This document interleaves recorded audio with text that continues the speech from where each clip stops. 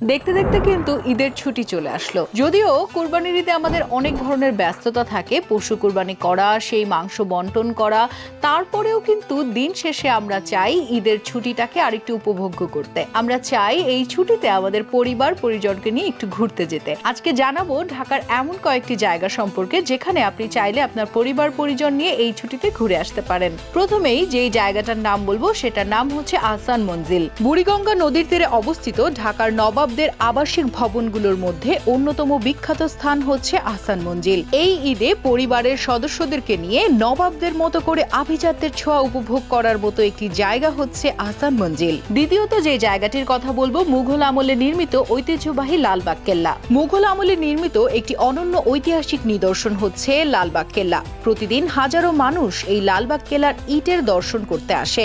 আপনি চাইলে এবারের ঈদের ছুটিতে পুরান ঢাকায় অবস্থিত লালবাগ কেল্লা দেখে আসতে পারেন, সেই সঙ্গে লালবাগ শাহী মসজিদও দেখে আসতে পারেন। এর পরবর্তীতে যে জায়গাটার কথা বলবো পৃথিবীর স্থাপত্য শিল্পগুলোর মধ্যে অন্যতম স্থাপত্য শিল্প নিদর্শন হিসেবে পরিচিত জাতীয় সংসদ ভবন। রাজধানীর মানিক মিয়া এভিনিউতে অবস্থিত জাতীয় সংসদ ভবন শুধুমাত্র বাংলাদেশেই নয়, বিশ্বের অন্যতম সেরা স্থাপত্য শৈলীর বাস্তব উদাহরণ।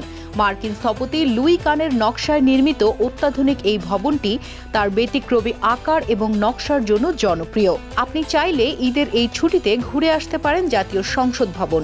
এর আশেপাশের পরিবেশ, কৃত্রিম লেক, রাস্তার ওপর অবস্থিত ক্ষণস্থায়ী খাবারের দোকানগুলো আপনার বিকেলটাকে করতে পারে জমজমাট। এর পরবর্তীতে যে জায়গাটার কথা বলবো বুড়িগঙ্গা ইকো পার্ক। খুব নতুন একটা ইকো পার্ক তৈরি হয়েছে যেটার নাম বুড়িগঙ্গা ইকো পার্ক। চাইলে কিন্তু পরিবার পরিজন নিয়ে এই জায়গাটাতেও ঘুরে আসতে পারেন।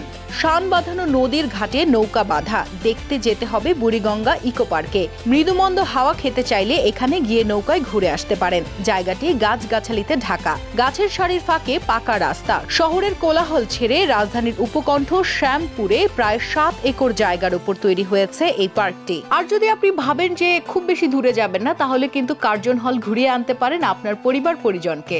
রাজধানীর শাহবাগে প্রাচ্যের অক্সফোর্ড খ্যাত ঢাকা বিশ্ববিদ্যালয় এলাকায় কার্জন হল অবস্থিত। প্রায় 115 বছরের পুরনো ব্রিটিশ স্থাপত্যের নজির এবং ঐতিহাসিক ভবনটি বর্তমানে ঢাকা বিশ্ববিদ্যালয়ের অনুষদের অংশ হিসেবে ব্যবহৃত হচ্ছে। লাল রঙের ইট দিয়ে কারুকার্যময় ভবনের সামনে রয়েছে সুন্দর ফুলের বাগান। ভবনের ঠিক পেছনের দিকটাতে রয়েছে প্রায় 400 বছরের পুরনো ঐতিহাসিক মুসাখা মসজিদ ও বিশাল একটি পুকুর। এবারে যারা ভাবছেন যে না আমি এই একটা জায়গায়ও যাব না, একটু পানির আশেপাশে যেতে চাই, তারা কিন্তু চাইলে হাতির ঝিলে ঘুরে আসতে পারেন। এক পাশে সবুজ, অন্য পাশে টলটলে জলের উপর দিয়ে যাত্রীবাহী ওয়াটার বাস। ওয়াটার বাসে চড়ে ঘোরা যাবে পুরো হাতির ঝিল। মগবাজার থেকে রামপুরা এবং গুলশান পর্যন্ত এই ওয়াটার বাসে করে ভ্রমণ করা যাবে। হাতির ঝিলের প্রকৃত রূপ উপভোগ করতে চাইলে চলে যেতে পারেন রাতের বেলা। আলো ঝলমলে ব্রিজ এবং ঠান্ডা হাওয়ায় মন জুড়িয়ে যাওয়ার মতো। কমেন্টের মাধ্যমে অবশ্যই জানাবেন এই জায়গাগুলোর মধ্যে কোন জায়গায় আপনি ঘুরে এসেছেন কিংবা ঘুরে আসার প্ল্যান করছেন।